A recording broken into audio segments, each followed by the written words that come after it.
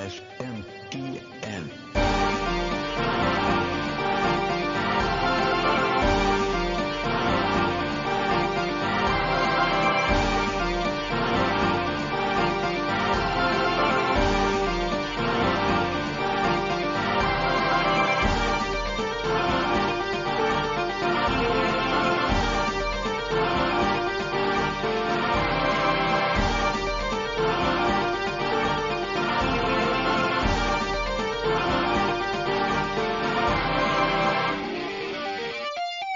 How's it going, everybody, and welcome to Shin Megami Tensei Network Link 194. I am your host that is not Halloween-themed anymore, Spencer Presley, and joining me for this impression-y-filled Nocturne conversation is the Nocturne Prince himself, Mr. Nyarly. What's up? So, Mr. Nyar, I gotta ask you, you're one of the only rubes I could find who ended up importing, at least digitally. I know a couple people have the collector's edition still on the way, or even their physical copies from Japan, of Nocturne HD Remastered. You have the Switch version. We're going to get into impressions. We've got some questions. I've got some topics I want to talk to you about. But just for anyone out there who is not aware, or at least, because I don't really know how much you've actually talked about this on your end in terms of like social media wise, but for you, what was the big kind of deciding factor of like, okay, I want to import Nocturne, and specifically the Switch version? Well, the main reason is because I didn't want to wait 6 months to be able to play it, and like, I've already played enough of Nocturne to like know what to do. I mean, I don't normally import Japanese games because I don't want to play a game in a language I can't understand, but I've already played Nocturne, so like I know what's going on, even if I can't speak the language, so that's the main reason I imported it. And what made you kind of think, okay, I'm going to go Switch over PS4? The main reason was because importing games on Switch is a lot easier than it is on PS4. True, and at least with this, for the most part, I know you're more like you have no plans of buying the Dante DLC, right? At least for the import version. No. Yeah, so like the import one on Switch is, yeah, it is still easy-ish, kind of. Let's see, the factors I'm already putting on the PS4 one. Like, it's easy enough to import a physical game on PS4, like, that's super-duper easy. But yeah, if you're wanting to do digital, like, with Nintendo, it's pretty much just say, hey, here's where I live. But with, yeah, Sony, if you want to make a Japanese account, you have to give them, like, an address, and it's a whole, like, how do you do? So, yeah, pretty much. So for you, now obviously the game's been out. We're recording this on Sunday, the 1st of November. But for you, the game's been out for like less than, 3 days now? Because it came out on the 29th.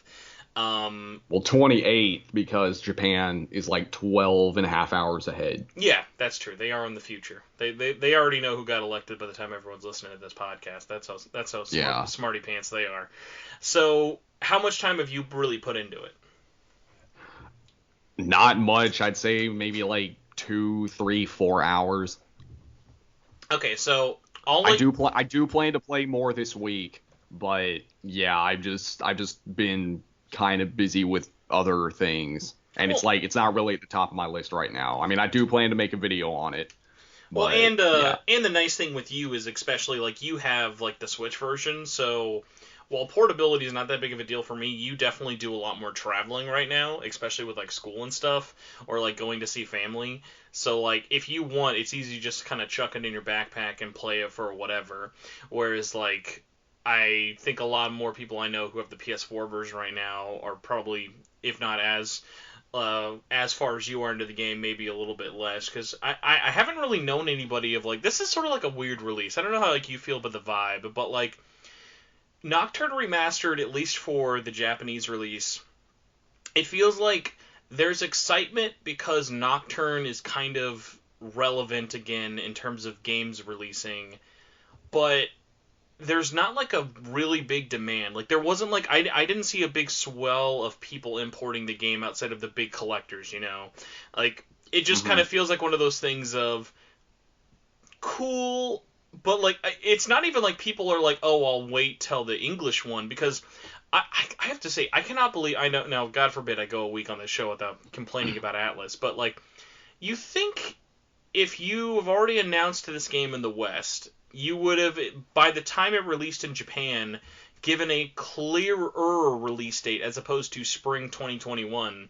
Because, like, what if there are people who are like you who are like, well, I don't know how long spring 2021 is by Atlas West time. Like, I would at least... I mean, the first day of spring 2021, I think it's like March 19th or March 20th, so that means at the very minimum, we'll be waiting 5 months. Yeah, and it's like, the more we see about this game, not really slagging it off, but it's like, I don't think people... Because I know for the most part I've been pretty tepid with my kind of hype for this. I remember like when it got announced, I was like, holy crap, new Nocturne re-release. But like the closer we've gotten to release, it's like, okay, they literally just added voice acting, and they didn't really do like anything else. Like, and I guess this kind of goes into your impression. So like, for you, what has the experience kind of been like playing it in terms of like where are you at really with the game right now, like in terms of your head? You mean like where am I at as far as my opinion on it? Yeah, not like specifically the story, because like we're not like honestly this entire conversation is very little of it's going to have to do with Nocturne as a game. Like I guess it would have helped a little bit before, like you like Nocturne, I like Nocturne. I mean, you did like, Jesus, what was your Nocturne one, like 4 parts? Yeah, 4 parts. Yeah, and like, the first part is my 3rd most viewed video. Yeah, so like we're both really big fans of Nocturne. Like any criticism of this is not really going to be at Nocturne the game. This is more of just us talking about the technical side of this as a re-release. Yeah, I mean the simplest way to put it is I think this remaster is disappointing. Like, I mean, I'm still glad it happened because I'm glad that more people are going to be able to play it now, but as someone who's played PS2 Nocturne to death and is a big fan of the original, like let's be honest with ourselves here, Nocturne is not a perfect game, and they could have taken this opportunity to fix to fix some of the problems with it, but they didn't. They basically just remastered Nocturne in Unity, just threw it, put it on the PS4 and Switch and said, here you go, that'll be 6,500 yen. It's kind of hilarious to think that before this came out, they were saying, yeah, we've been working on this since 2018. I'm like, dude, that does not make you guys look good. That's like, it's like when they mentioned that Royal before release, like Royal took like 3.5 years to make in terms of development. I doubt it. It's I'm sure it did, but like I bet the team who made Nocturne Remastered was probably like less than 30 people in terms of core development. It was probably one of those things they were doing like on their lunch break when they were working on SMT5. It was like, guys, Unity just crashed, or all of our dev kit Switch units are on fire right now. We got to get new ones, so let's just fuck around in Unity and just see what we can make. So I guess we've brought up Unity a little bit, but actually before we get into Unity, so your big takeaway, at least for what you've played, you said it's a disappointment. Is it more so because of the price, because of the lack of quality of life features, or what really kind of brings home the disappointment factor for you with Nocturne?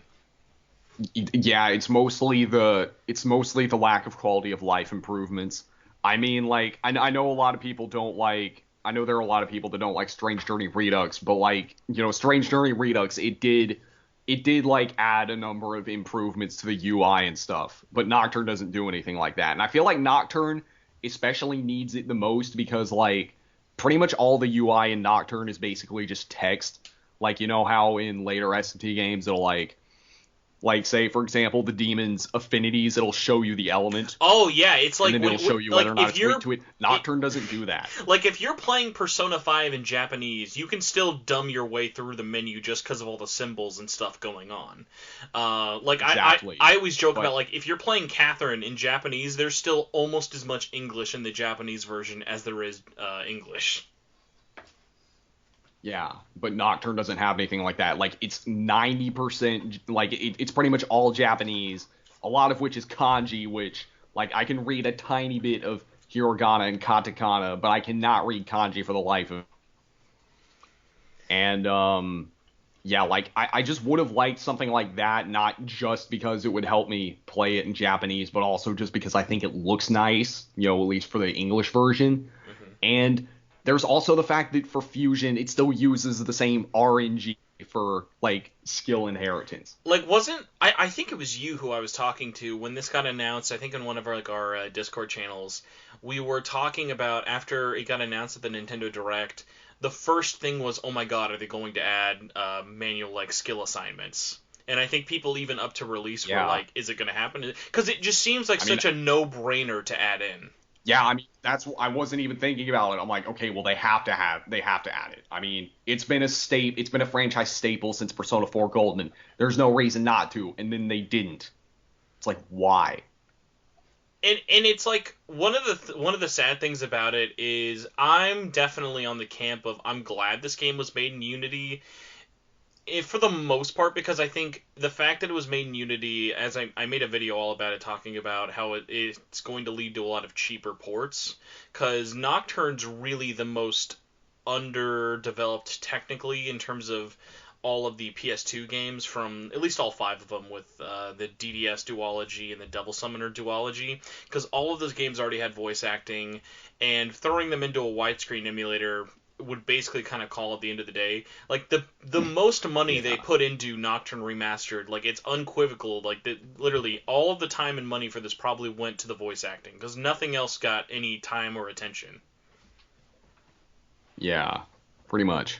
Like, for you, now I know, obviously, since you're playing the Japanese version, actually, no, I guess I'd be curious. I wasn't sure. So let's say, by some miracle, we're living in a world where this is getting a worldwide release, because, God forbid, a 17-year-old game can get voice acting and release worldwide. So let's say if Nocturne Remastered was a worldwide release, you're playing it on the Switch, you have English and Japanese voices as an option to trigger back and forth to.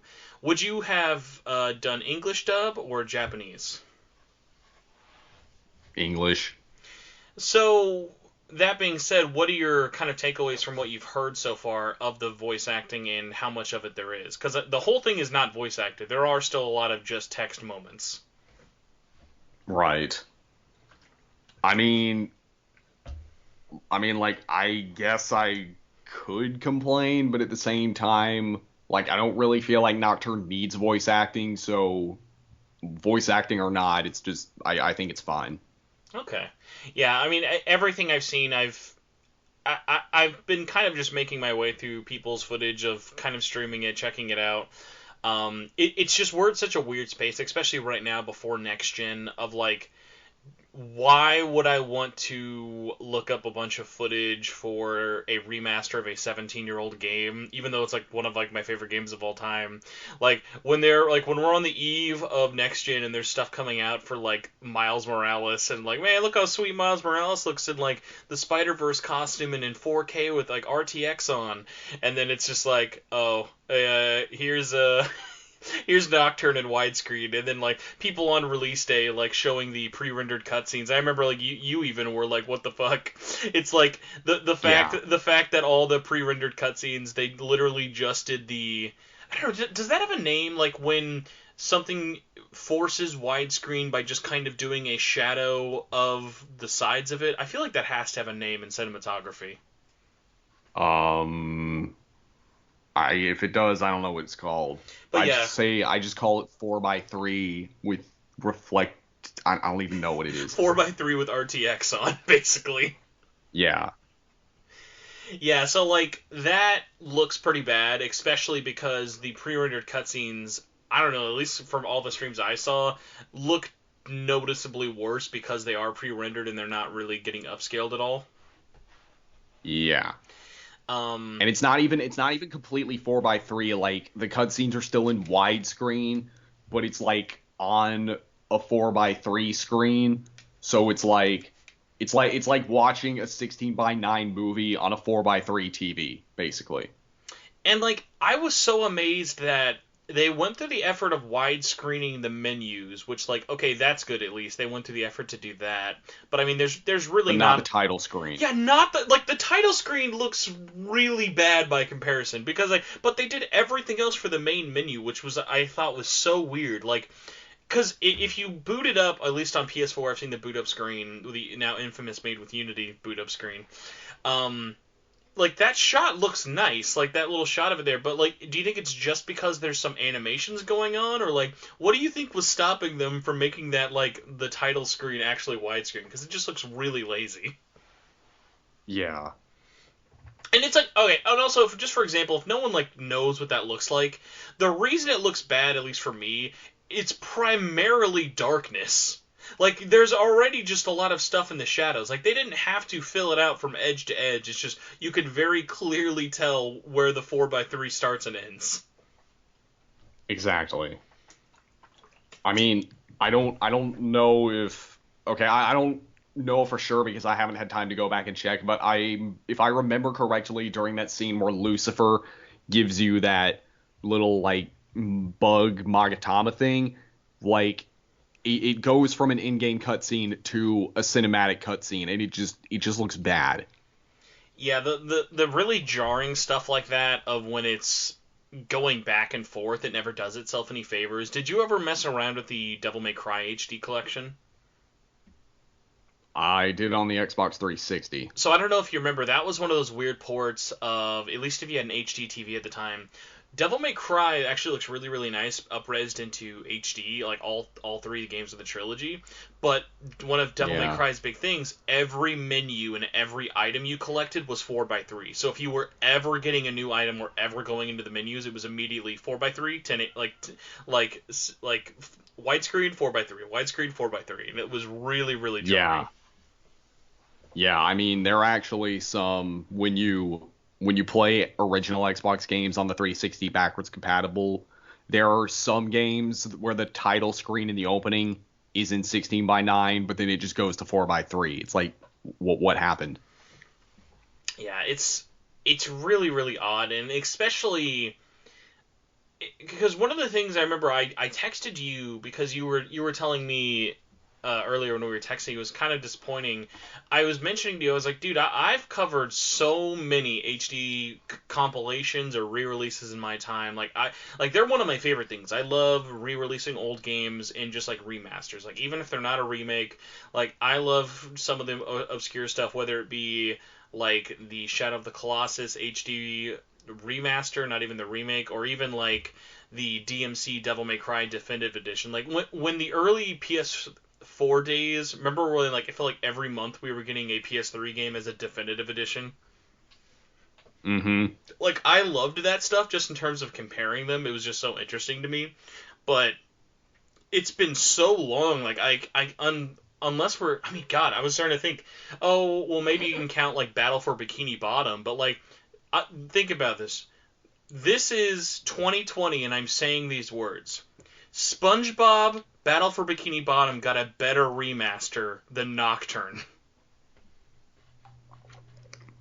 I mean, are you surprised? Because I'm not. I mean, I feel like I shouldn't have to say that Battle for Bikini Bottom probably had a bigger budget than Nocturne. Just like, it kind of makes me want to die a little bit on the inside. But at the same time, this is 2020, and I can't be surprised about anything. Well, I mean, it just seems that this generation, like, half the games we've been getting are just remasters. But see, that goes back to my thing of, like, it's actually, like, been less so a lot more than before, and I don't know, it's just, like, one of those weird things of, like, I almost now want to, like, go to the PS3 version, and I'm like, I wonder if I just played the PS3 version or played, like, the PS2 version with, like, stretched widescreen, like, really how much better it would be, because we have a couple questions like this we're going to get into later, but I think this is going to be a really hard game to recommend when it comes out in the West, you know? Like, yeah, it's like, yeah, it's for the fans who want to play this game. Like, it's been almost, like, 20 years since it's been released. But at the same point, dude, like, when this comes out in the West, we're going to be almost, like you said, 6 months into next gen. Yeah, and well, another thing is, like, a lot of people like I follow on Twitter and stuff, I'm seeing them are going and playing the PS2 version. Like, I'm just gonna say this, like, if you like play the PS2 version, there's really not a whole lot of reason to play the remaster. Unless you care about graphics that much, and along with voice acting. But you know, like, what really sucks is, like, I think this is more of a complaint, actually, if you're Japanese or have played the Japanese versions, because think about it.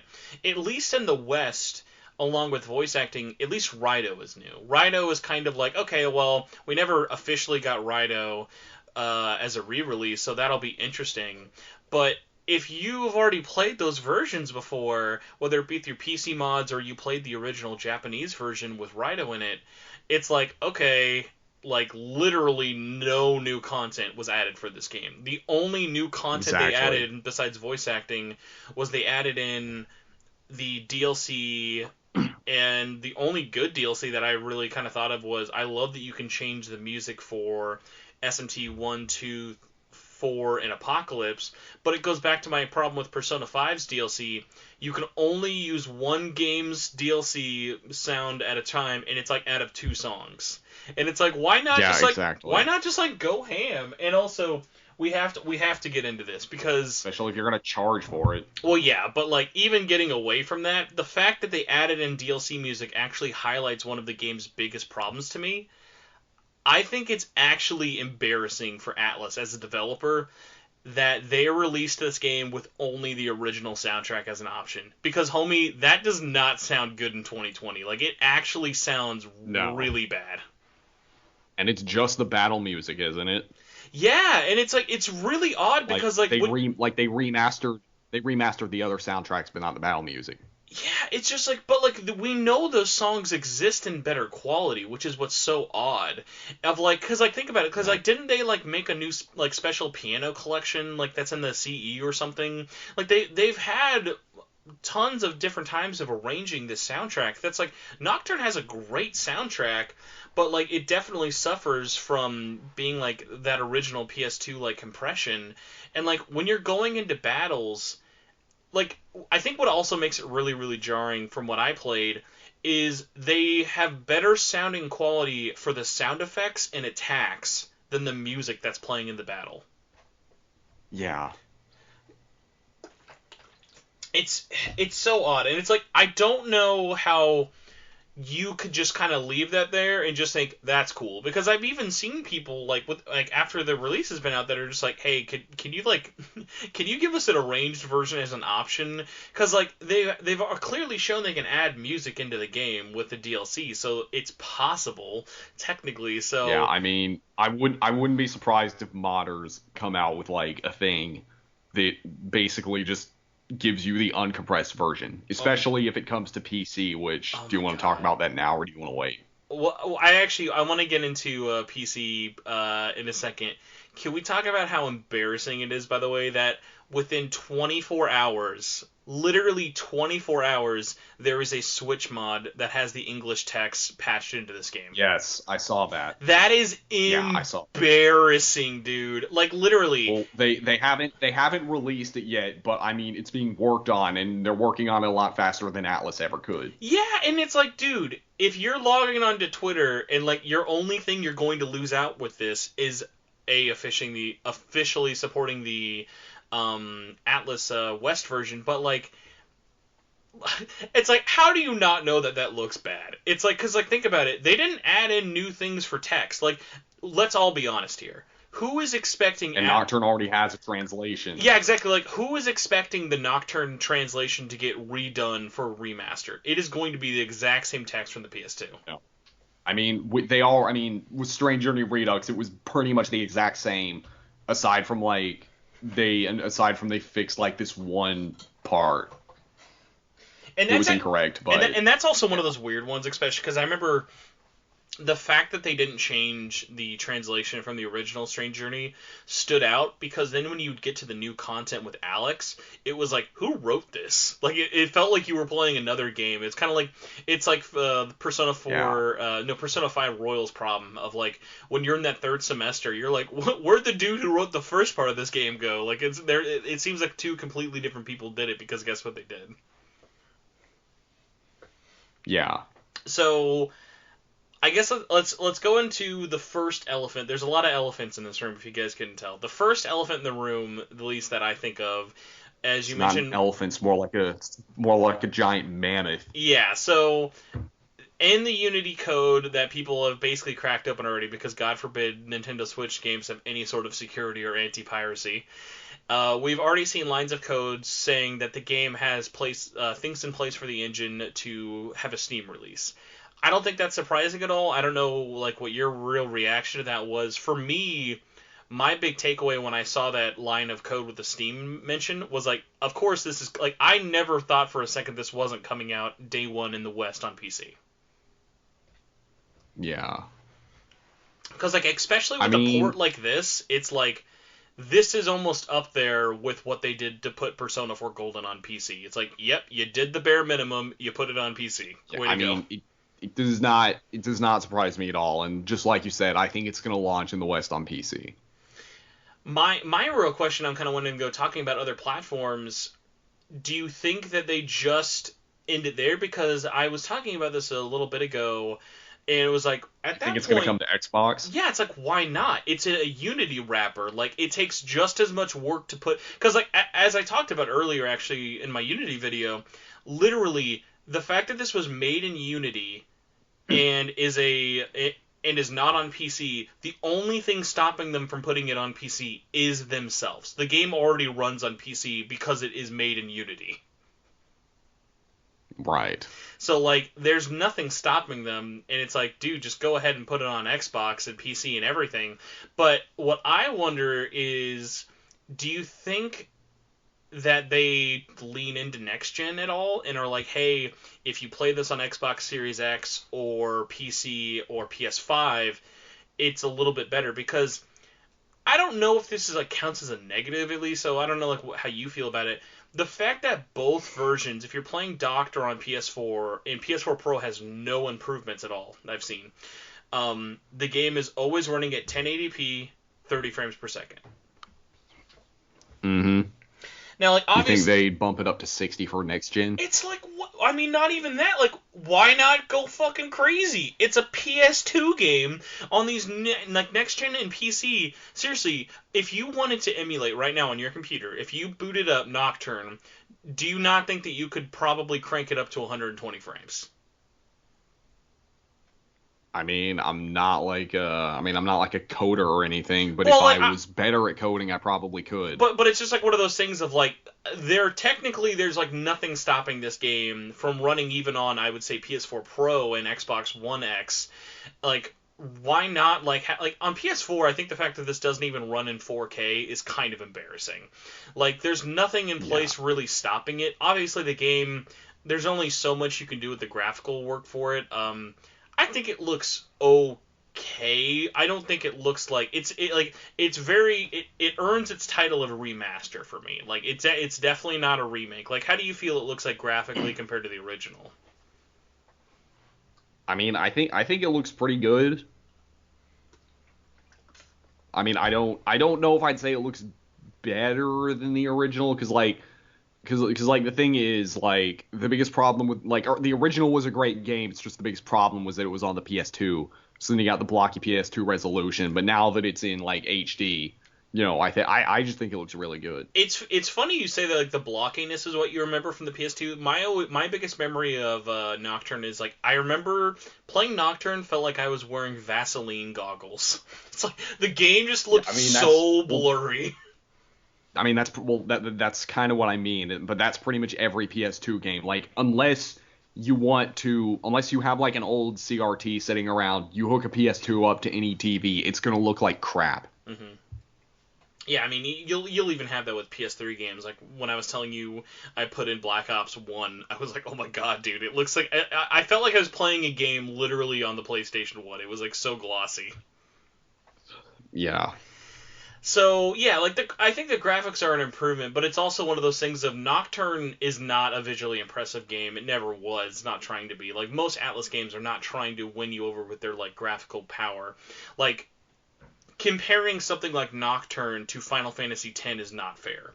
Like obviously they're very very different kinds of JRPGs, but even just looking at Nocturne as an example, Nocturne is very minimal. Like the arenas you're running around are not exciting. Like they're visually interesting and unique, but you're never looking around at levels the way you're looking around even at something like a palace in Persona 5, or looking around at even just like stuff like even just looking around at stuff like the maps of SMT4 on the 3DS. Like even that has more visually distinct areas.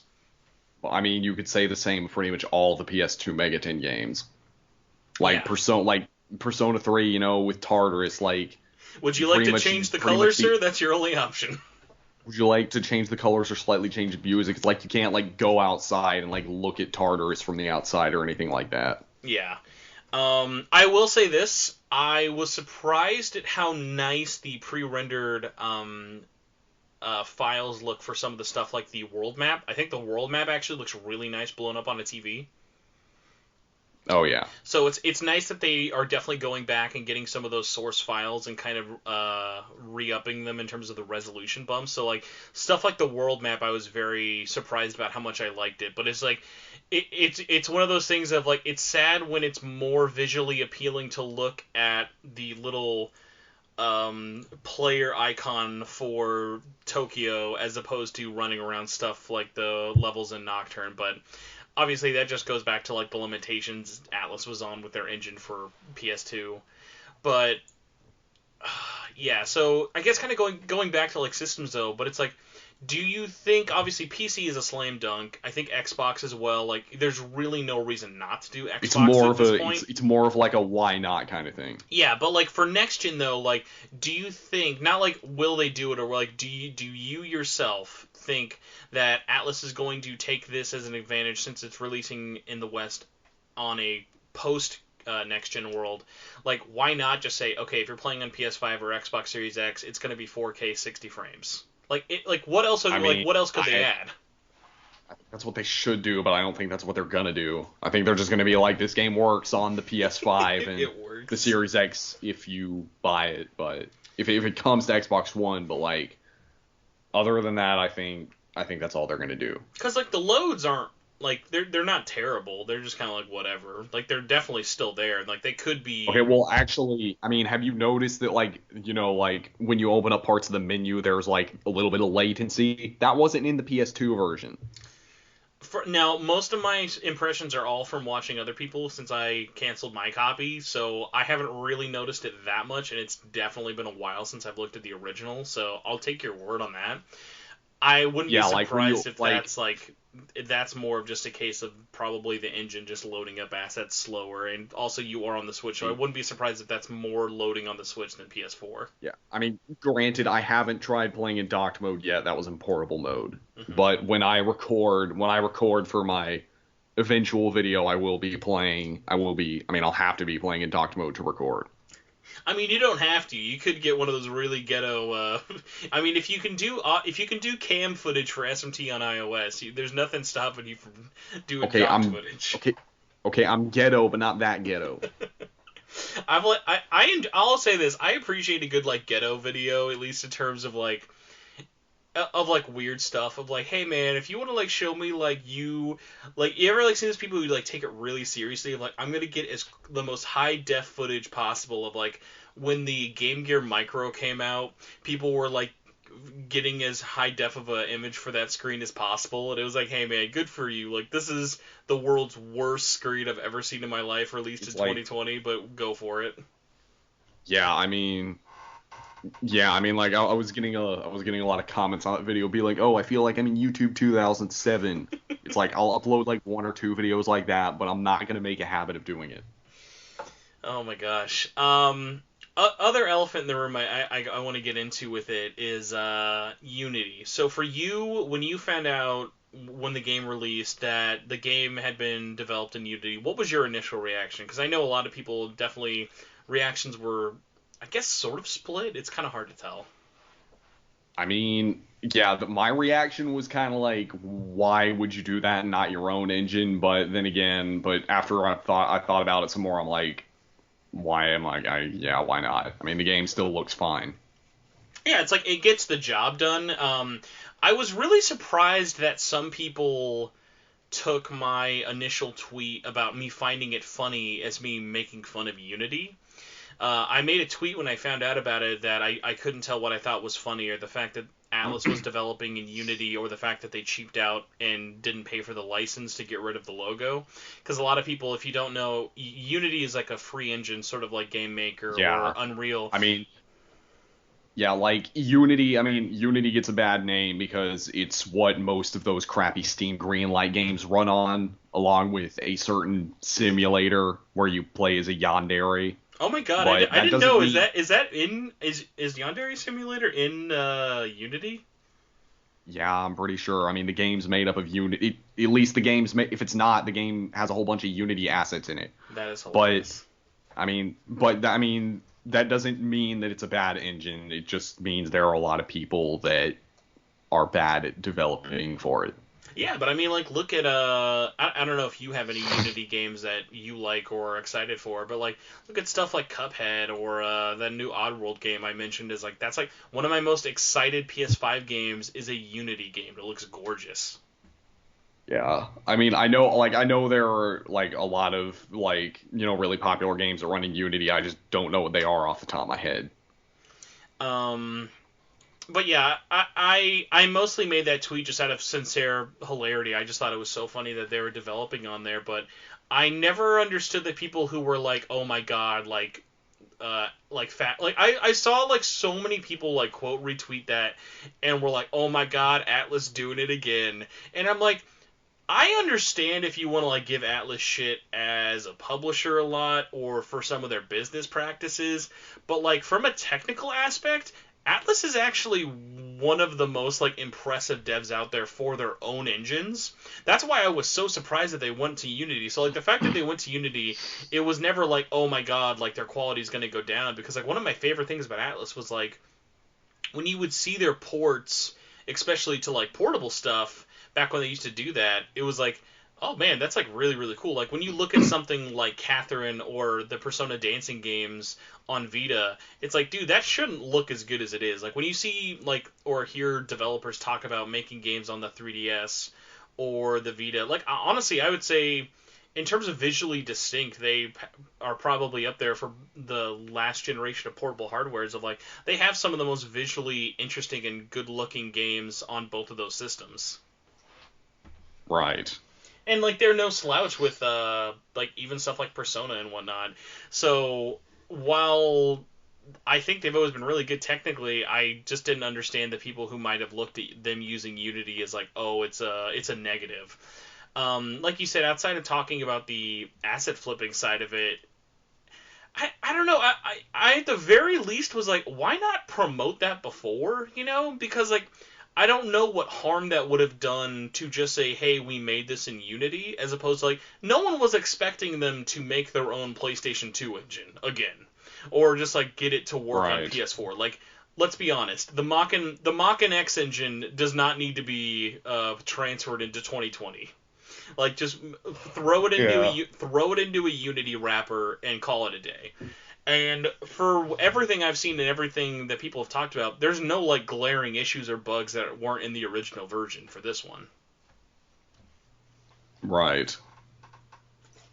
So for you though, after kind of sitting on it, were I guess for this one, do you hope Atlas starts using Unity more in the future? Because as I mentioned, I'm seeing Atlas using Unity as, oh cool, this means we're gonna get more ports. If it means more PC ports, then yes. The weird one is this though. What do you think stopped them from making Golden and Catherine direct PC ports, whereas Nocturne is a Unity port? Do you think it's just because it's a PS2 game, whereas those were PS3, 360, and Vita? Yeah, pretty much. It's just I don't know. It's just I at least would have thought it'd be kind of cool if we get to a point where they all kind of run in that like it'd be cool if there was like we eventually get to a point where like all of these Atlas games run in a big Unity wrapper, because like I can easily see all 5 of the SMT games from PS2, but then we're going to get to this weird point of like, obviously Persona 3 is going to come to PC sometime next year. Now, no matter what version comes out, it's like, okay, so then are you just going to like throw what I guess good? Yeah, so you're at this weird point then. Okay, so if they do portable, are you just going to throw that into a Unity engine, or are you just going to try and port it on its own? Because like all of those games are going to be a lot older and harder to kind of port to. So I wonder if Golden is the outlier. I mean, like what everyone's what everyone's been saying is that they should like combine FES and portable, but like is Atlas really gonna go the extra mile to do that? Look, we have been talking for the last half an hour about the lack of shit they gave and put into this version. Like if they couldn't be bothered to even like add in anything other than voiceover for Nocturne Remastered and we're charging over $50 for it in Japanese, like there's no way in hell they're going to be doing anything quality of life wise for P3. It's just gonna be FES. That's what I'm predicting. I don't know. I still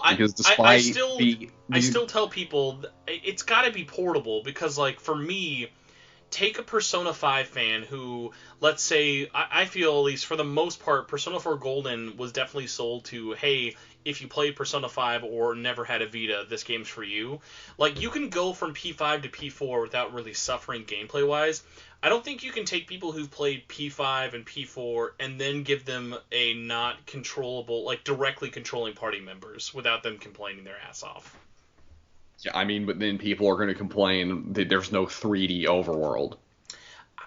Do people really like? I need to find these people who like hate portable. I don't know. You must be following the wrong people on Twitter because like every thread I see about Persona 3, like whether FES or portable is better, like I'd say a good 75% of them usually say that FES is better. But who's thinking like, okay, because I'm experiencing the overworld through actually running around as opposed to pointing and clicking, like you're not losing an experience through there. If anything, you're making it more simplified and better. Or not better, obviously, that's subjective. It's more streamlined no matter how you look at it. Yeah. Well, I mean, I just teleport everywhere anyway using the square button. My big thing is people have probably already picked up on this many a times, but my biggest thing is that I think people just need to realize that outside of the hardcore fans, no one is going to enjoy playing The Answer in 2020. That is not fun to play, nor will it be fun to play in a modern setting. Right. You know what? They should do the reverse Shenmue 2 thing. They release Persona 3 Portable on PC, but it comes with but they upload a YouTube video that summarizes and makes all the animated cutscenes kind of combined into let's say 15 to 20 minute movie for The Answer. So it's like, oh, all right, you finished Portable, and here's what the answer was. Yeah. Try to forget about it. Oh my god! Just imagine if you played FES for the first time. And we're just okay, well, no, because I'm trying to think, go back to when FES originally released in the West, and you know how you could skip all the way to The Answer. I think in terms of, convenience, that's such a nice thing, but, imagine if that's all you bought it for, was to play The Answer. You'd be like, oh, dude, this sucked. I'd rather just play Persona 3 again. Yeah. Well, I mean, FES did add other stuff, too. Yeah, that was one of the weird things of, when people were looking at Royal, oh, no, dude, you can't just skip to the third semester. You'd miss out on all the stuff. And I'm like, dude, they literally did the exact same amount of, new work and additions to FES and added a skip button, but they didn't do it for Royal. Yeah. Well, what I don't understand is that when FES came out, when vanilla Persona 3 came out in North America, FES was already out in Japan, so why didn't they just skip that and just release FES instead? Have I mentioned how Sega and Atlus as a company are really not that rich and don't have that much money? I mean, this was in 2006. Even then, 2007. Even then, we're coming off of Atlus is still a pretty small ass company, so tough to say. But yeah, so going back to Nocturne a little bit before we get into questions, do you think you're going to be playing this to completion, just kind of dicking around with it every now and then? Like, is it kind of more of something to sort of like tool around with and maybe make a video out of, or do you think you'll actually sit down and beat this all the way before the end of well, I guess not before the end of the year, but before the official English release at least? Probably not.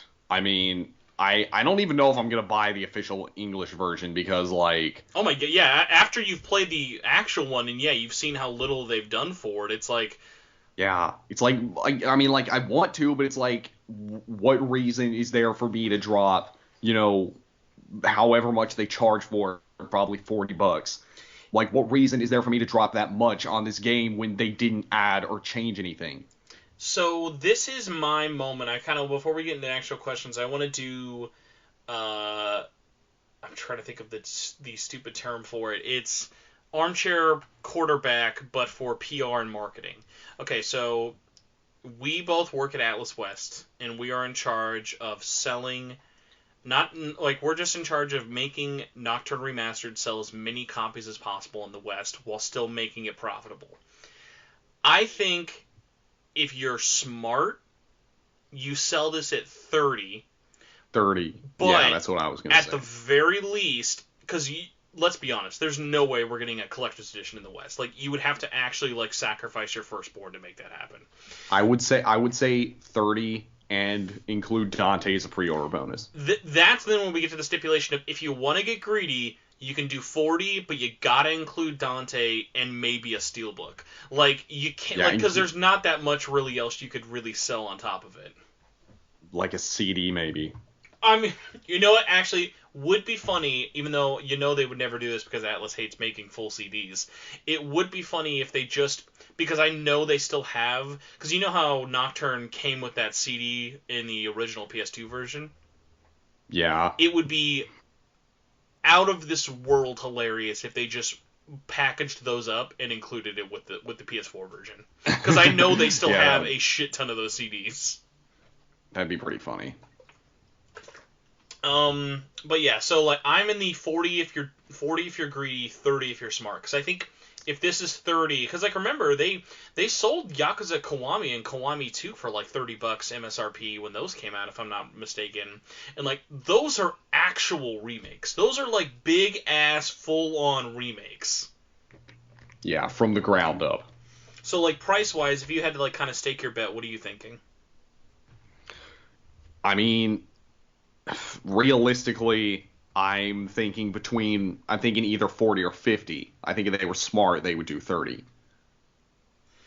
The only time I would say just to not buy it outright is if they charge 50 or more for it.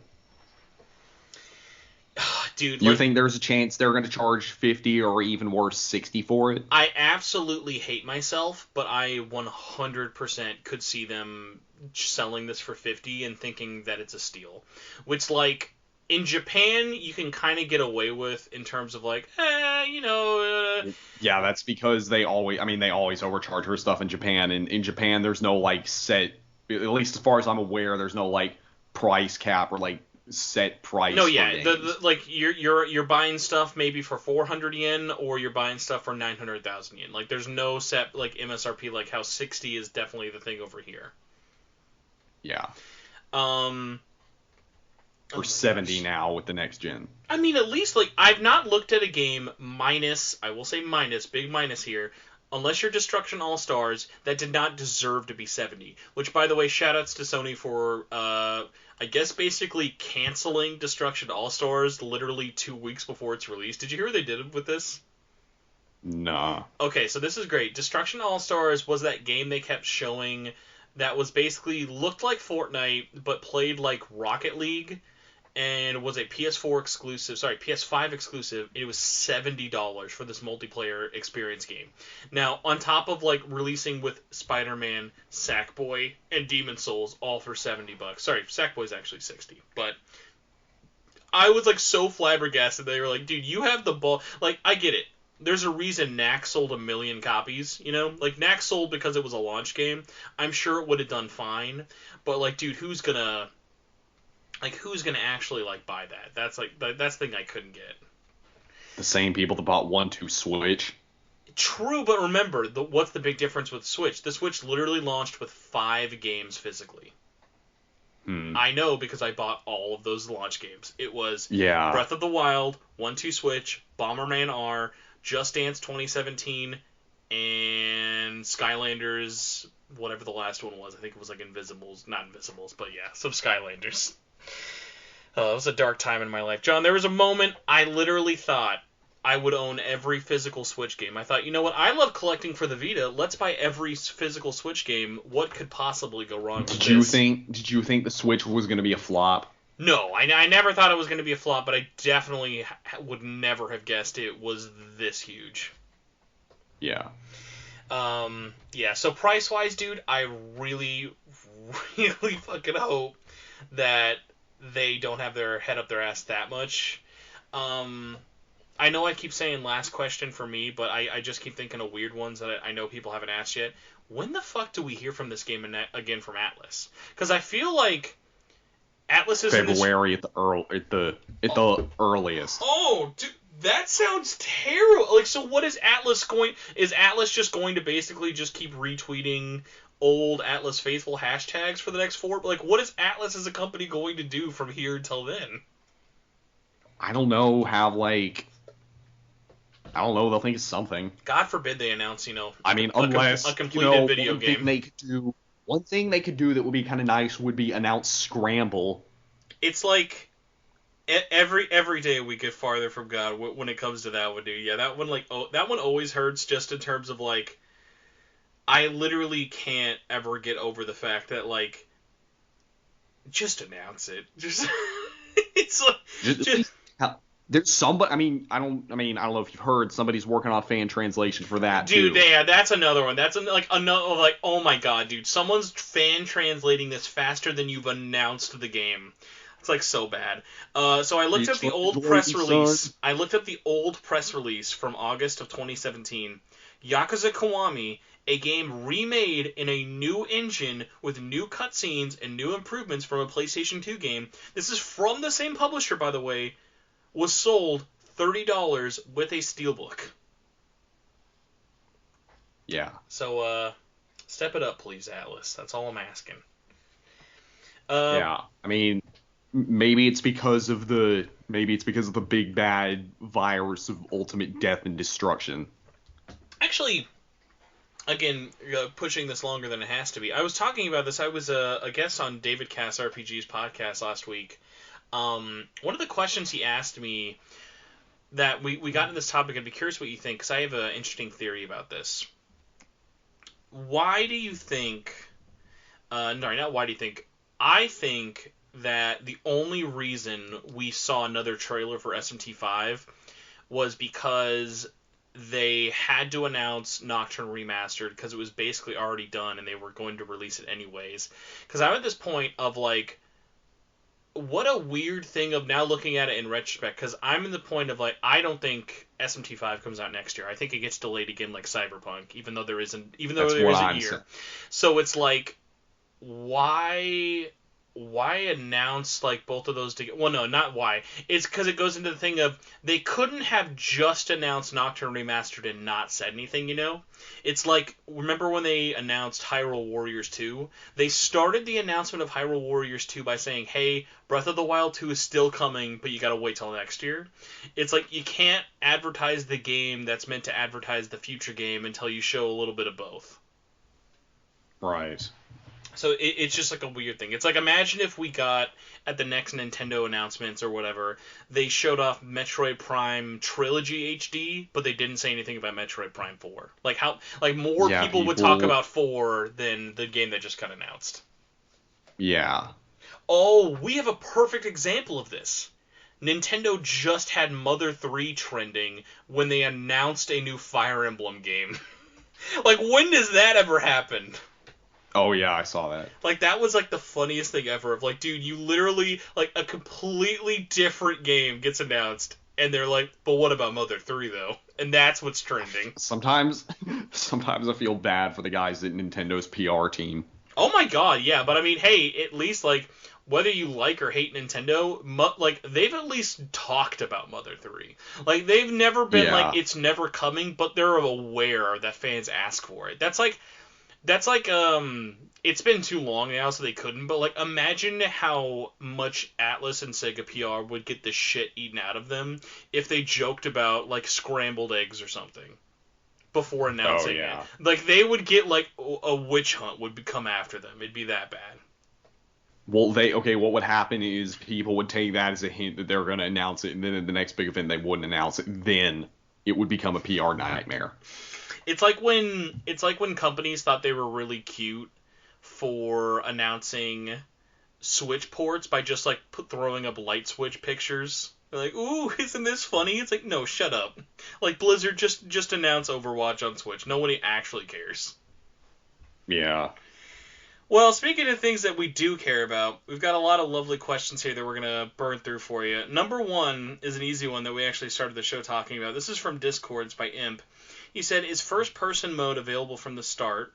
And we did find out that no, you still have to beat the game and do New Game Plus for first-person mode, which, like, half of me wants to be disappointed in, and then the other half of me knows that I would never play Nocturne in first person.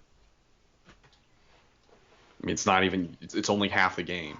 Yeah, so, like, I don't know, like for you, when it comes to it, like, do you even, like, remember that fondly, the fact that Nocturne has a first-person mode? Not really. I mean, I played it, that's how I played it at first, but then I got to the first staircase, and it wasn't in first person. I'm like, well, this kind of sucks. It's so jarring. It's so jarring, it's, like, really weird. Like, honestly, there's almost something to it of, like, I would actually be interested in, like, imagine if they did a SMT game that was all fixed camera angles, like Resident Evil. Like, that would actually be pretty cool. Mm-hmm. But yeah, the staircases are, like, a super big buzzkill. His other question is, are the DLC tracks remixed at all? And sadly, no, they are not. They are just they're the straight up SNES, they're just SNES and DS audio files. Yeah, please don't waste your money on them. I mean, I'll buy them because I'm weak and I just enjoy having music as an option. And it also, there's no bad music out of all of those four. Like, no one's going to look at the music from, like, SMT2 or Apocalypse and go, ooh, I can skip this. Like, they're all good songs. Well, I was going to say, it's just SMT1, SMT2, SMT4, and SMT4 Apocalypse. Mm-hmm.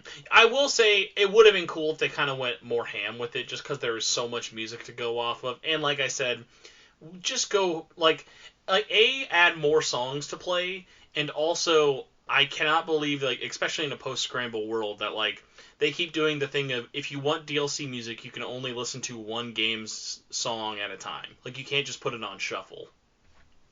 Right. But yes, as you say, just don't buy it, even though people probably will. Matt the Wob says, would I be missing much if I played the PS2 version that originally released instead, or would it be worth waiting until spring or next year to play the remaster? No, you're not missing much. If you want to play it now. Like, dude, think about this. You can still just hook up a PS3 and buy it for $10 and just play that game. There's no real major problems with buying the backwards compatible version on PS3. Yeah, or just emulate. Oh my god. And you can play the Maniacs Chronicle version. I mean, obviously they're not Nintendo, so they wouldn't do this. It would be really funny if, like, the Dante DLC ended up being like $10 in the West. Like, think about it. You could buy the game that Dante comes free in for the same price that they would charge the DLC. Exactly. And also, a hard copy for the PS2 is still super cheap. There are bajillion copies of Nocturne. Like, they were reprinting that for years. Yeah. Like, really, the only expensive PS2 Megaten games are what now? The Devil Summoner games? Pretty sure. Even those got reprinted, but I mean, I guess Those got value in that. those got less reprints though, I know for sure. But like I remember I saw stuff. I remember I always saw DDS and Nocturne like everywhere. Whenever I go to like used game stores, there was always a ton of copies of those. Yeah, I mean, if Atlas is gonna reprint the Megaton games, I don't know why they can't. I don't know why they can't reprint their others. Well, the problem is now they can't, because Sony last year turned off the ability for PS1 and PS2 games. You could all the way up until last year. If you look really hard, by the way, Square Enix literally last year reprinted in the year 2019 copies of Chrono Cross. It's really wild. Nice. Next question comes from Jaleon, says, would you rather have Atlas keep putting out full-on remasters with added content, well, that's a very generous way to describe Nocturne, or have them toss a bunch of relatively low-effort upscaled ports with cheats and speed-up options on the eShop if it means we get games faster? I mean, in order for that to happen, Nintendo would have to have Virtual Console, which they're never going to do. I will say, I like that we're getting Fire Emblem 1 NES not only translated, but actually as a game you can just buy on its own. I hope that kind of starts becoming more of a thing of, like, I hated, like, one of the things I don't like about Virtual Console now on the Switch is, like, it's just a rental service. It's like, you don't own anything. Right. For me, I kind of have to self-correct your question a little bit, just in the sense of, like, I hope, as you can kind of tell this conversation we've both had, I don't view this as a port that got a lot of TLC. I view this as a port that got the bare minimum, and then they brought a bunch of voice actors in. I think that they could start cranking games out at this quality faster, and I just hope that... But will they? As like I said, we're recording this less than a week after it's released in Japan. I am so curious to see how this sold. Because, like, I know it's currently, as of this recording, it's like in third place on the digital eShop, but, like, I don't know what the hype's at for Japan. I know there's not a lot out right now. Like, that's why I'm so amazed that this didn't get a worldwide release. Like, this is a perfect time to release a game like this. Like, right at the end of the PS4, before the PS5. Now, obviously, I know the PS4 is still going to be getting games for years, but, like, I just think if they found a way to squeak this out this year worldwide, that would have been a lot bigger of a win than next year. Yep. Next up, we'll go to Facebook, and then we'll end on Twitter. So our first question from Facebook comes from people that I'm looking at in the wrong section. First one comes from, I think, fellow importer as well. Reese says, I can't think of anything specifically. I guess I'll just have an obligatory. How does the PS4 and Switch version differ resolution and frame rate wise as opposed to each other? So for that one, like I mentioned, the only difference you're seeing at all is 720p 30 on Switch portable, and then everything else docked PS4, PS4 Pro is 1080p 30. There's literally no difference. It's just all horsepower. It would be like the most boring Digital Foundry ever. Like, do you ever watch those Digital Foundry videos where they just, like, show every version of a game running with frame rate and console? Yeah. Like, if they did that for Nocturne, it might actually put people to sleep. Because, like, there's, like, and I guess that's, like, a testament to, like, the fact that they made these ports so similar, so, hey, it, like, at least it's not like Scramble, where, like, if you're playing Scramble on Switch, you are undoubtedly playing the worst version of that game, technically, so at least they didn't really have that, that effect with Nocturne. Right. He says, is it jarring as PS5, maybe even with the PS4 Pro are with the resolution or frame rate? Yeah, so since everything's locked, as of now, if you popped in Nocturne to a PS5, unless the load gets cut down, frame rate, everything else is locked, resolution, everything is still locked, 1080 only. He says, chuka, even with the, or, here we go. We kind of have like a bajillion little things here. We're scrambled apart here. Does it feel like a remaster of a 2003 game, well, 2008 or 9, if we're getting technical, with the Rydo version of the game? Oh my god, when did the Rydo version come out? Was that 08 and 09? I'm pretty sure it was 08. Oh my lord. in a post PS3 world. Never forget how stubborn Atlas was to touch HD. They were like, no man, we're sticking. Didn't Rydo 2 come out in North America in like 2009? Yeah, you're probably October right. 23rd, 2008. Yeah, man. Yeah, it was according to Wikipedia. Atlas came kicking and screaming. Jesus, but yeah, so just kind of one of those things of, no matter where you play, it's going to be about the same, and it is a remaster in the most sense of, like, hey, it is technically high and it is def, so there you go. Stephen Yip says, I don't know if I should really ask anyone else, but I am torn about opening my collector's edition of SMT3. I probably won't actually play more than an hour or two of it, and I have a ton of games already to play ahead of it, which is probably going to keep me busy until the US release. Man, that's a tough one. What would you do if you imported the collector's edition and you didn't really need to buy this? Would you leave it sealed, do you think, just to, like, see if anything... Because, like, I'm sure, because I know how crazy fast those collector's editions sold out. I bet, that this would you could probably flip this if you really wanted to, like, be that kind of guy, but yeah. But I mean, like, but it depends on whether or not he's willing to sell it. Because, like, I'm not really the kind of person that'll, like, buy stuff and not open it just to kind of have it. I wonder though. If it's like the situation like this of, like, a lot of us, we all got caught up in the hype when this got announced, and then now that it's out and it's kind of middling, people are like, oh, I don't know, like, because, like, honestly, like, I canceled my pre-order for the lack of hype.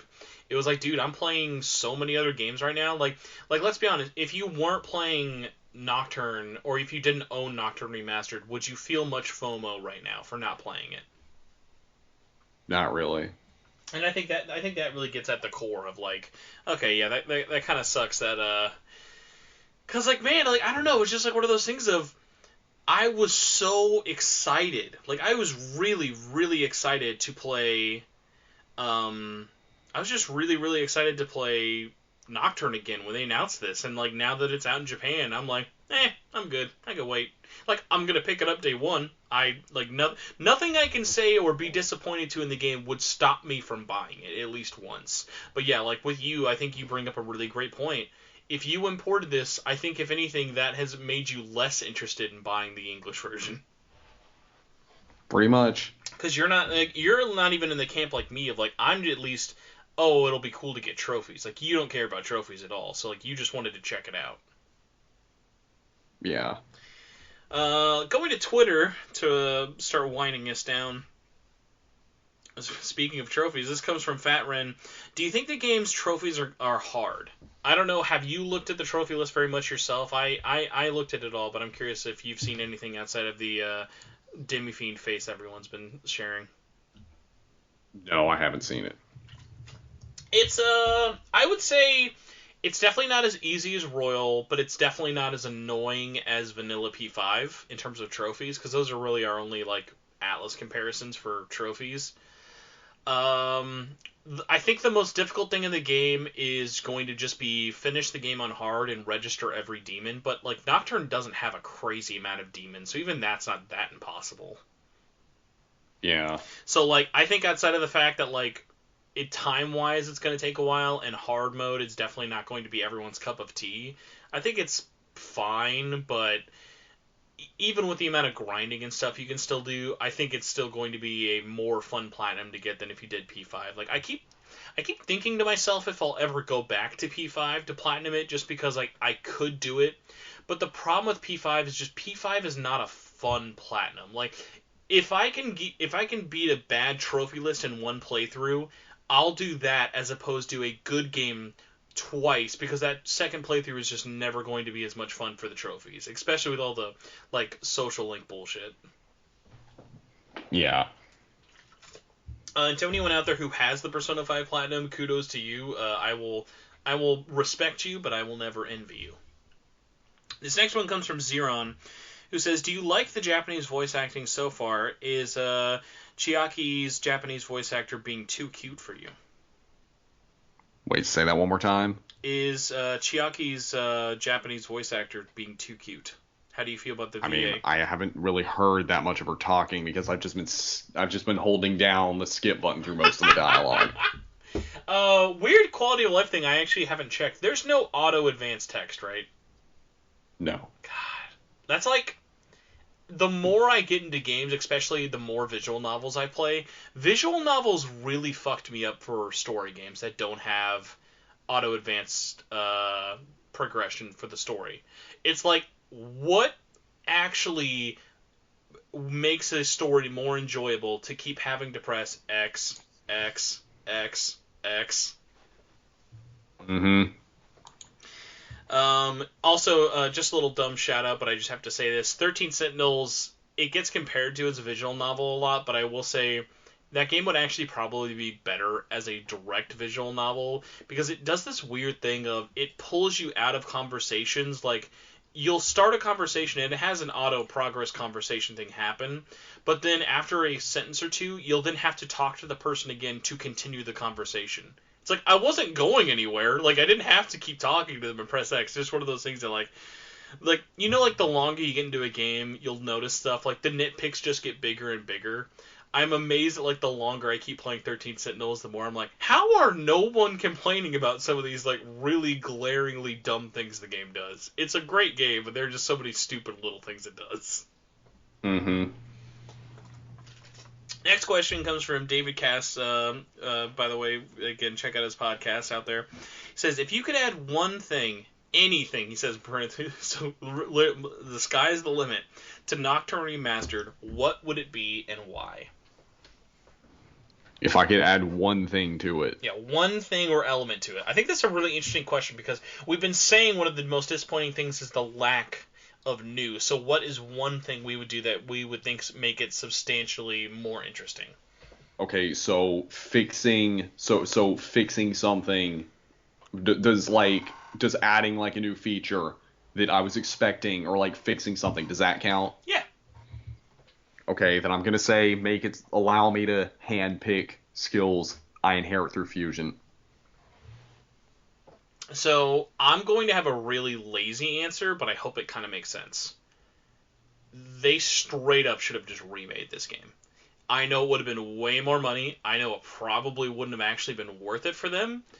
But think about how much more hype this would be if this is what happened. They announce Nocturne, whatever the Kiwami edition is called. It is Nocturne, and it runs on Unreal Engine 4. It is the same game. They still added voice acting. A lot of the game still plays the same, but they did a ton of quality of life features, and it just visually looks like a completely different game. It no longer looks like the PS2 version. It is just all made in Unreal Engine 4. Yep. Because, like, my big thing with that is one of the big reasons also that goes back to why I still think SMT5 is not coming out next year. We still have no fucking idea what this game's actually going to look like gameplay-wise. Right. All we've got so far is CGI trailers. Yeah, and, like, I remember even asking David this, like, let's be honest with ourselves. Like, technically speaking, and especially because we know it's a Switch exclusive on Unreal Engine 4, I see this happening only one of two ways. SMT5 is going to come out and either be visually underwhelming to keep it in limitations with the Switch and is going to not be impressive looking enough to attract mainstream audiences, or is going to be pushing visuals so hard that it actually suffers the gameplay in the long run, making people also be deterred. You mean when you say suffer, you mean like makes the frame rate chug? Yeah, like it's going to be like, look how great the game looks, but oh man, it's struggling. Yeah. Yeah, I can see that. But which one though? Do you think they play the safe route? And I think they're gonna play the safe route. Did somebody say bringing back pixel art from a 1992 JRPG on the Super Nintendo? You bet your ass I did. Imagine if they literally just were like, you know what, the demons, they look good in CG, but let's just put blocky pixel art on an Unreal Engine 4. Listen, it's running at 60K, guys. We got RTX on these demons. Yeah. Oh my god. This one next comes from Dan D. Bizzle, who says, any tips for playing it if you don't know any Japanese at all? This would actually be good for you, just because you've kind of talked about how the menus are a lot more text-focused. Any tips at all? I mean, I don't really have any tips I can give other than like get one of those. Okay, like get one of those photo translator apps for your phone and just like take pictures. Take a lot of pictures. I heavily, heavily, heavily recommend the Google Translate app. iOS actually just had a new update for, they have a Translate app for just text, but Google Translate has this really nice feature where you can just put the camera onto anything and it will just give you the Google Translate version of it. Now, obviously... Oh, really? Yeah, like literally. I did a lot of Scramble side quests that way for a lot of the like kanji and stuff I didn't know.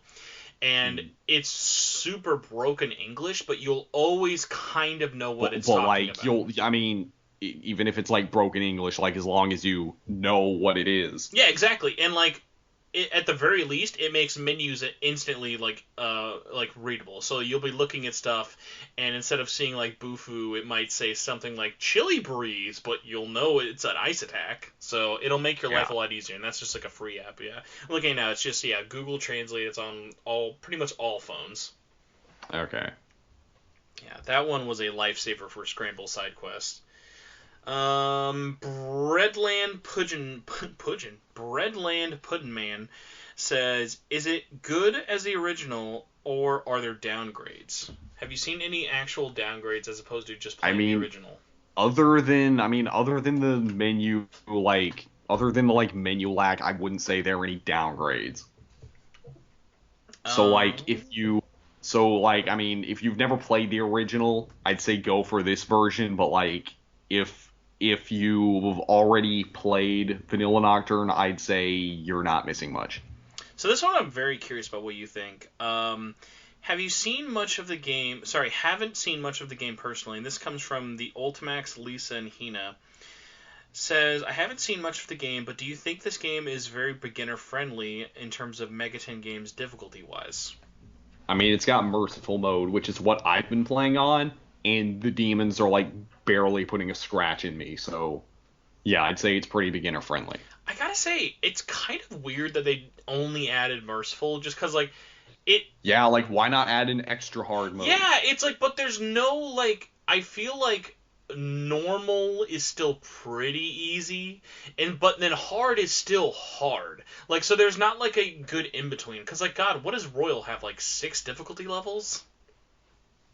I feel like there's tons. I think it's only got 5. It's got very easy, normal, hard, and then merciless, which is actually. But then I'm like thinking, like, isn't there like they're all super easy? Isn't there like even below merciful, like there's like safety mode where like it's even easier than that? Well, yeah, pretty sure. So like I don't know. Wait, I thought isn't safe the same as very easy? Man, it's all a blur. I don't even remember installing Royal. I'm gonna be honest with you. But yeah, so like for you at the least, do you think like give or take merciful, is it beginner friendly to kind of jump into if this is someone's first Megaten? Because I think honestly, when this does come out, if they hit it at the right time, they could attract a lot of Persona fans of just like, hey, if you're interested in like SMT5, check out Nocturne. Yeah, I mean, honestly, I don't think Nocturne on normal is that easy, but like, I mean, if you're really like that afraid of, I guess if you're just really that afraid of Nocturne's difficulty, then there's nothing wrong with playing on merciful. Yeah, I mean, like outside of missing one trophy, I don't think anything else is like taken away from you in terms of the experience. I will say though, super weird that that's DLC. Like, you couldn't have just baked that into the game. Like, obviously the code is there. Like, is it just, do you think that they left it as DLC for, like, those people who, like, just hate the fact that it would be in the menu at all? They're like, oh, can't even look at the word merciful in my Nocturne experience. I have no idea. Also, just someone replied to this. Triple D replied, and I was curious if you think, is Nocturne considered, like, one of the hardest SMT games? I feel like Nocturne's not the hardest. No, the hardest in terms of mainline, I think the hardest is Strange Journey. Mm-hmm. But in terms of all of Megaten, I think the hardest is Digital Devil Saga. And I say this because you can only have 3 party members out at a time. It's the thinking man's Megaten, because all the other ones are for all the dum-dums who just press triangle and watch the story play out. Yeah. Shadow Gravity says, is it worth getting the game if you've never owned it, or are you better off buying the PS2/PS3 version? I mean, it depends on how keen you are on waiting. Or, yeah, really, like, what you're looking for. If you're looking just to experience the game, like, even if you don't want to wait, man, what's $10? Like, if you enjoy the game enough as it is, download it on PSN or boot up your PS2, like, you're risking $10 for a game that's, like, what, 100+ hours? Yeah. And, like, hey... Well, I'd say it's more like, I think it took me, like, 60 my first time. Yeah. I'm always, like, really terrible with RPGs back then. Like, as a kid, RPGs took me way longer. Like, so my time skews are always super, super out of whack. We're gonna bet. I'm saying 100 because I'm a dumb boy who played it as a child, and you're saying, like, 60-something. So I'm gonna go to How Long to Beat Nocturne. Let's see what it actually says. Because now I'm curious. How Long to Beat Nocturne goes... That's not always accurate, you know. Oh, true, but How Long to Beat is a good, like, congregate in terms of getting stuff done. Yeah, oh, no, yeah, you're right. It says if you're just doing main story, it's averaging about 53 hours. Right. Completionist is about 100, so we're both winners in the end there. But yeah, that does sound about right, because yeah, Nocturne is definitely not like... They definitely had a lot of limitations in terms of you're not going around doing, like, social stuff. You're just doing an RPG-ass RPG. Mm-hmm. Next up, we have Epic Bone Vegan. Says, is it worth it to go through buying Switch or PS4 if you don't have a PS4 to play it, or is it simply better to emulate the original game? So I guess on that one I'd say it kind of goes back to the same one of would you rather, like, play it for it. Obviously, I wouldn't advocate emulating it unless you just kind of want to... I would say the only time I would say advocate emulating it is I think it's interesting when you've seen people... I don't know if you've looked at it. People who are now looking at the emulated version and all the features that has compared to the remastered. Because I think it's kind of interesting how there are still visual differences. Because they did mess with how the game looks for remastered of, like, cleaning it up. But I think there are some people who do like how that original PS2 one looks. Yeah. I mean, I've heard a lot of people complain about the lighting. I personally don't have a problem with it in the remaster. It's a little heavy on bloom, but that's also, like, I think that's just what they chose to show off in the beginning. Like, there's not always that much light beaming in from it, like, all the levels. Like, there is a lot of just, like, kind of atmospheric, like, gloomier levels when you're getting, like, deeper into the game. Yeah, and there are some low-res textures, but it's so far I've only noticed it on, like, the vending machines and stuff. Khearts93 says, do you know when we can pre-order Nocturne HD in the West, and will they get a collector's edition similar to Japan? So I'm going to answer the first part about do you know when you can pre-order it.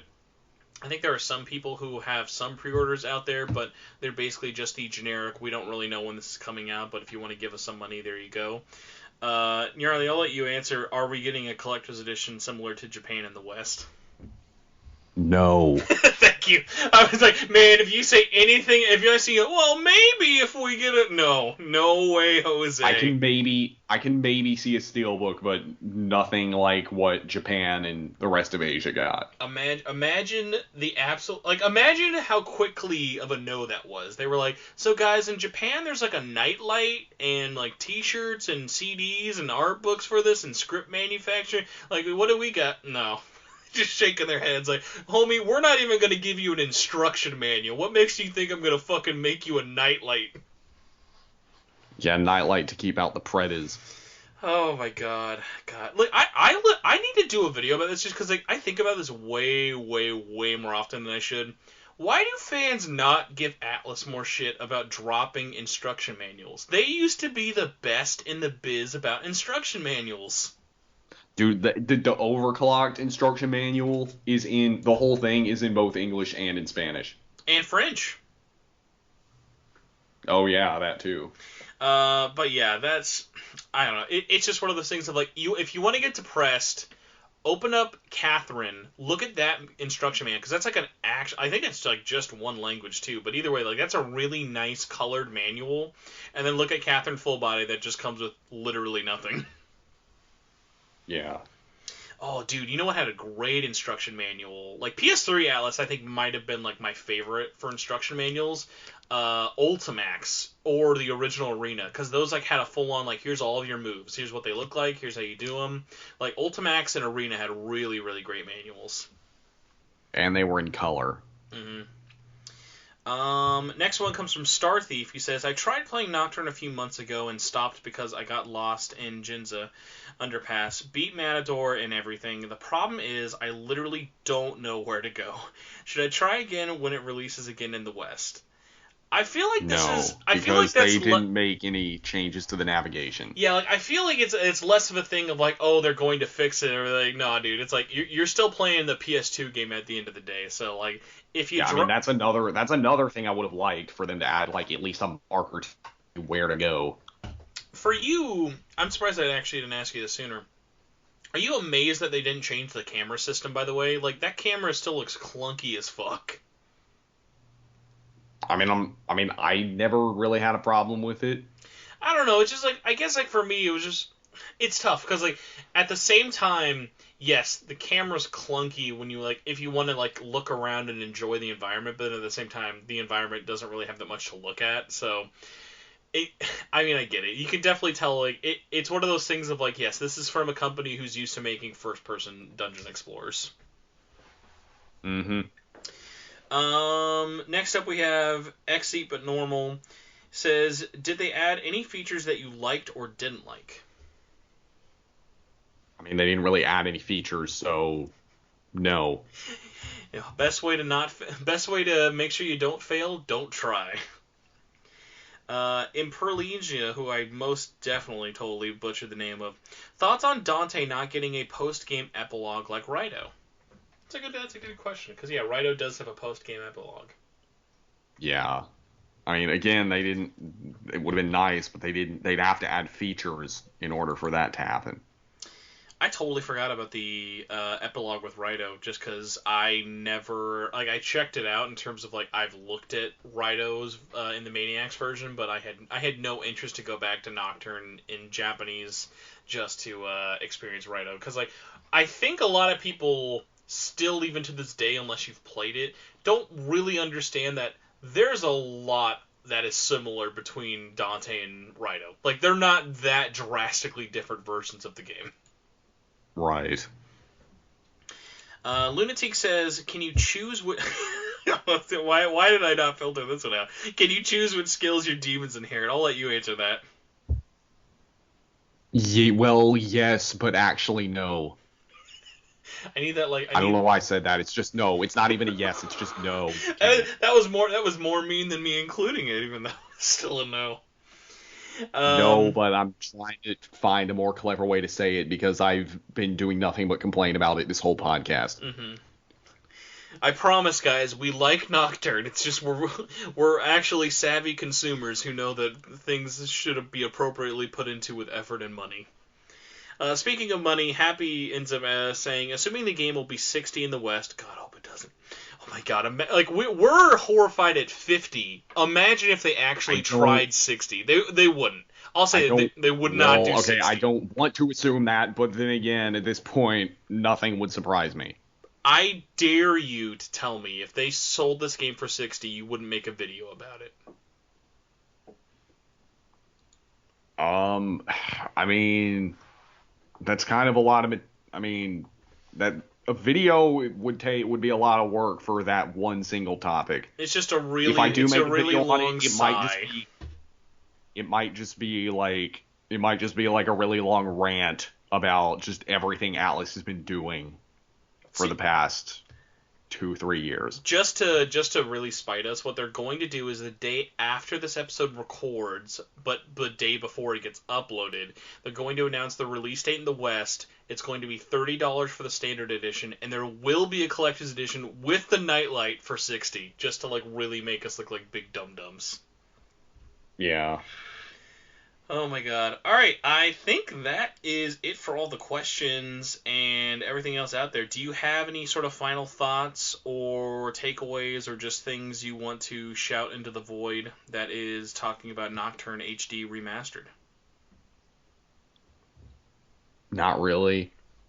I mean, I've already said pretty much everything I've thought about this game, but I will be making a video in it, and in it I do talk a little bit about. I think in the beginning of the video I've already got the script written, I just haven't recorded it, but in the beginning I go on like a really long rant about how bad Atlas is with translating. Well, okay, so now we're going to be doing a little bit of behind-the-scenes baseball. So I have to ask you, though, are you complaining about the quality of their translation, or are you complaining about the speed of their localization? I'm mostly complaining about the speed, but I am complaining about the quality a little bit. I guess, because, like, I don't know, I can't... It's sort of those weird things of, like, I always, like, I like to at least specify that, because I think it's very easy for people to hear us complaining about the speed and think that we're also talking about the quality. But like I can't think of the last time where the quality had like something that people were like, oh my god, that's bad. Like the most I've laughed at Atlas's quality has been people in terms of international fans showing us the weird localization choices for the English, French, Italian, German, Spanish that they've been adding into their games, because, spoilers, it's cool they've been adding it into their games. They're literally giving all of those scripts over to 2 people to do, and for 2 people to do an entire game and for it to be up to the quality of the English script is just not feasible. Yeah. Well, I mean, maybe hire some more people then. But then it's like, dude, like, I'm sure that adding eFix support has helped for sales. I don't think it's like, oh my god, dude, Spanish sales are up 10,000%. Like, I feel like we would have heard about that if that was a big deal. Like, yeah. Like, one of the things I was talking about in terms of how weird of a year Atlas has had is, like, think about this. Atlas hasn't actually bragged about a game releasing in terms of sales or in terms of reception since Royal. Everything else, they've just been like, they farted it out, and then it's like, okay. Well, it's because, I mean, what have they released besides 13 Sentinels? Sakura Wars, Snore. Catherine, well, that's Sega. They're the same company. Okay, Catherine. Catherine on Switch, also Snore.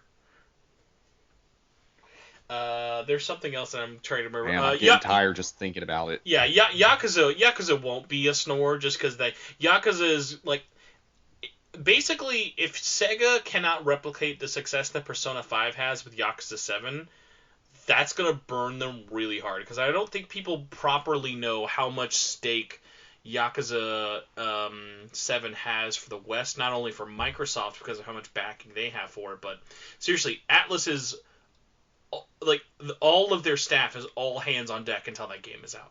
Like, they are doing everything they can to promote that game, and honestly, outside of some weird kind of shyness to it being an RPG, I think they've done a good job promoting it. My only complaint is I don't know why no one in the West has, like, think about it. Atlas hasn't released a demo for anything since Catherine Full Body on PS4.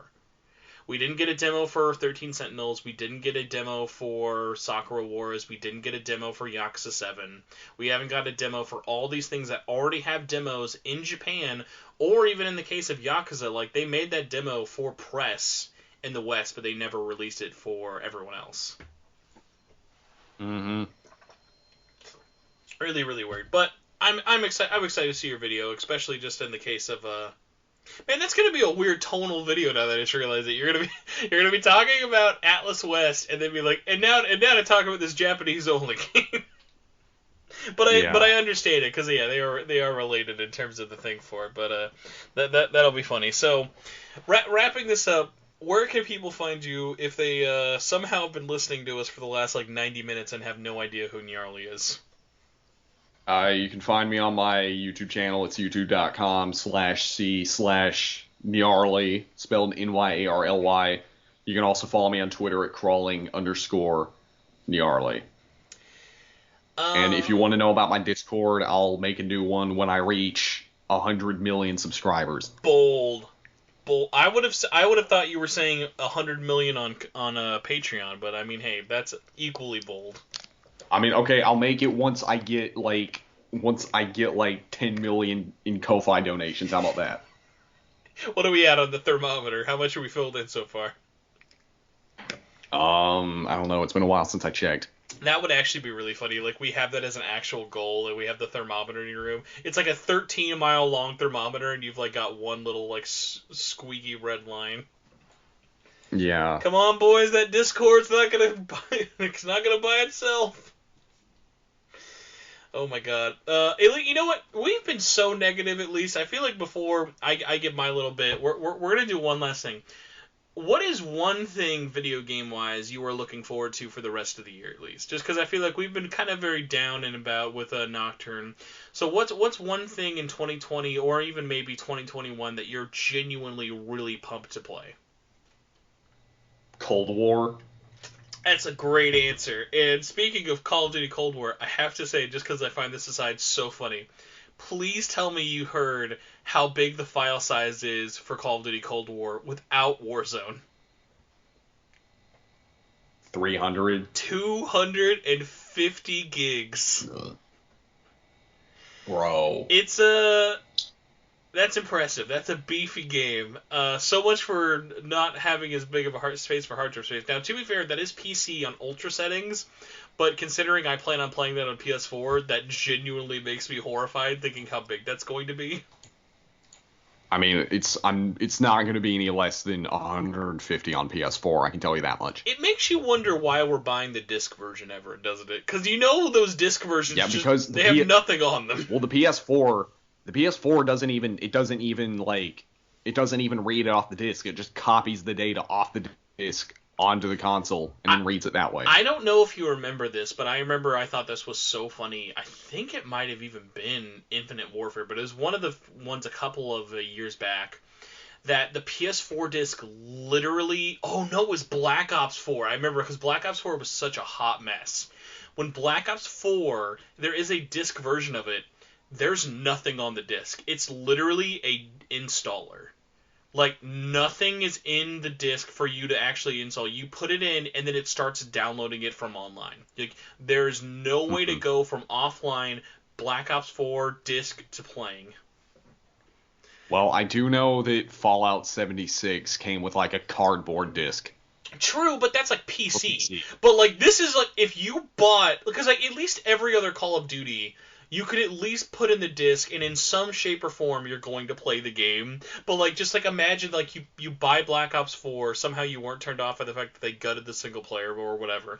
But, like, you put that in, and it's like, oh, hey, I'm downloading 100 gigs. I'll see you tomorrow. Like, there's no way to enjoy that. Mm-hmm. Thankfully, Black Ops Cold War will not be like that. But I am continuously... super excited to check that game out. I think a lot of people are sleeping on that, especially just because that coming out like the week before Black Friday and the week of next gen. I think like if you're not into the big next gen exclusives, I think that is going to do really well as Assassin's Creed. And I pray to God Yakuza. But let's be real, that week is so slammed. I wouldn't be surprised if people forget Yakuza came out. Yeah. Well, that is a great positive note to end on. If you would like to follow more of what I do, you can check out my channel on YouTube. It is just at Spencer Presley. You can also search Shin Megami Tensei Network. That'll also come up. Either way, you can follow the podcast on Twitter at SMT Network. My personal Twitter is at Torchwood4SP.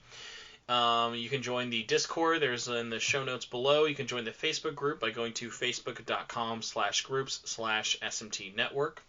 You can check out, I just did 2 videos this week, actually, surprisingly. Don't recommend that if you're busy, but I was on vacation, so hey, what do you go? I had 2 videos go up. You know what, I'll just promote all 3 because they're actually all pretty different, and I'm surprised how well the first 2 specifically are doing. I did a video going over the sales and the failures of 13 Sentinels in the West. I did a video talking about Nocturne being in Unity and why that's a possibly nothing but good thing. And then I just recently did a Halloween video talking about a Atlas horror game that is no longer actually on the PS4 called Daylight. A lot of people, as John can tell, he's seen the game. It just makes him yawn just thinking about it. John, I made you play Daylight with me, and it just put you... You didn't make me play it. You just made me watch you play it. I'll tell you, I was capturing footage for it like literally yesterday. I was capturing footage, and I beat the game before the video could render. Nice. I beat it in like an hour, and I was like, dude, I bought this.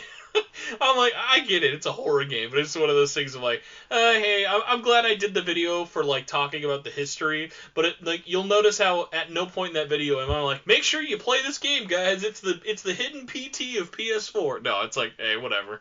It was an early PS4 horror game. So it's like, oh yeah, that's the thing. Yeah, it's like, oh yeah, but well, yes. Going back to the topic of videos, my most recent video is Persona 4 Izanagi only, which I uploaded like a week ago, so go check that out. There you go. That's how you plug. That's what you do.